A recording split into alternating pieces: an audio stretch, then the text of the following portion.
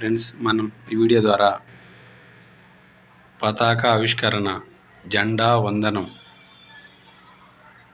స్వతంత్రం వచ్చినప్పటి నుంచి ఇప్పటి వరకు ఆగస్టు 15న ఎవరు పతాక ఆవిష్కరణ చేయాలి,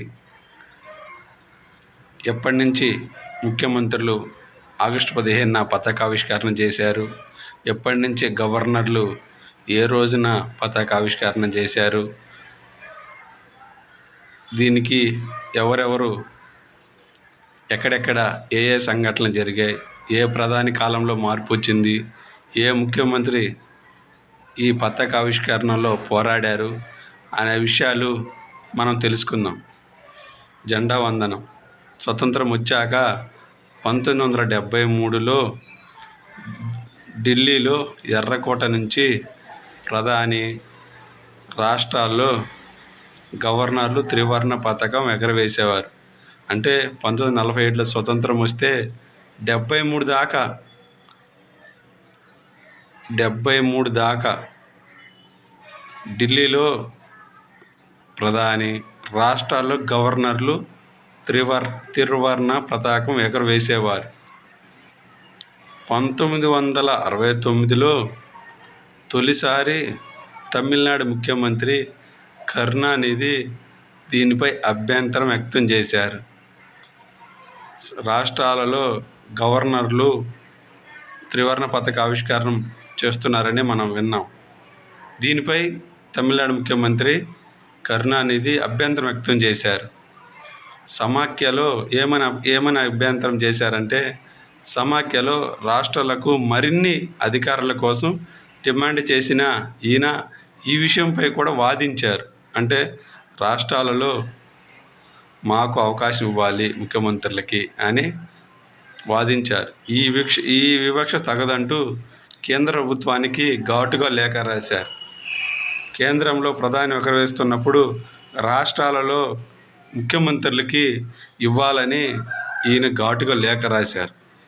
రాష్ట్రాల్లో ముఖ్యమంత్రికి ఆగస్టు 15 నాడు, అంటే రాష్ట్రాలలో 73 దాకా ఆగస్టు 15, జనవరి 26 గవర్నర్లే పతాక ఆవిష్కరణ చేసేవారు. అది తమిళనాడు ముఖ్యమంత్రికి నచ్చలేదు. రాష్ట్రాల్లో ముఖ్యమంత్రికి ఆగస్టు 15 రోజున పతాక ఆవిష్కరణ అవకాశం ఇవ్వాలని కోరారు. అప్పటి ప్రధాని ఇందిరాగాంధీ అంగీకరించడంతో 1974 ఆగస్టు 15 నుండి ముఖ్యమంత్రి త్రివర్ణ పతాకాన్ని ఆవిష్కరించడం మొదలైంది. అప్పటి నుంచి ఆగస్టు 15 రాష్ట్రాల్లో ముఖ్యమంత్రులు, జనవరి 26న గవర్నర్లు విధానం అమల్లోకి వచ్చింది. జాతీయ పతాక పవిత్రతను కాపాడేందుకు 1950 సెప్టెంబర్ 1న తొలిసారి చిహ్నాలు, పేర్లు అక్రమ వినియోగించకుండా నిషేధం చట్టం అమల్లోకి వచ్చింది.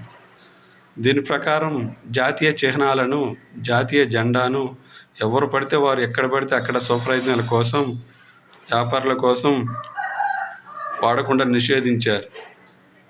ఈ చట్టం భారతదేశంతో పాటు విదేశాల్లోని భారతీయ పౌరులకు వర్తిస్తుంది. ఈ నిబంధనలను అతిక్రమిస్తే అప్పట్లోనే 500 వరకు జరిమానా, విచారణ లేకుండా శిక్ష విధించవచ్చు. దీని ప్రకారం సామాన్య ప్రజలు తమ ఇళ్లలో లేదా సంస్థల వద్ద త్రివర్ణ పతాకాన్ని ఎగరవేయడానికి అనుమతి లేదు. అనుమతి ఉన్న ప్రాంతాల్లోనూ రాత్రివేళ జెండా ఎగరవేయడం నిషిద్ధం. 1971లో జాతీయ పతాకం గౌరవానికి భంగం కలిగించకుండా నిషేధించే చట్టం అమల్లోకి వచ్చింది.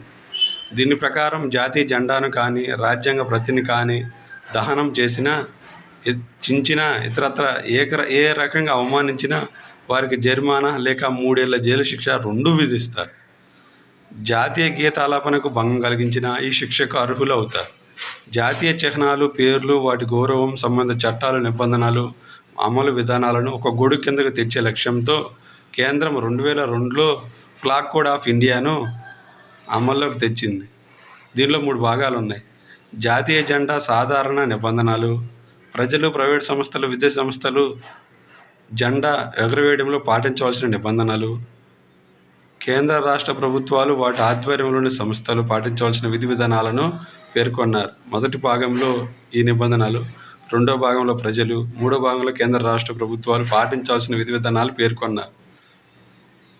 2021 డిసెంబర్ 30న చేసిన సవరణ ప్రకారం సామాన్య ప్రజలు లేదా కార్యాలయాల్లో సూర్యోదయం నుంచి సూర్యాస్తమయం వరకు జెండా ఎగరేయవచ్చు.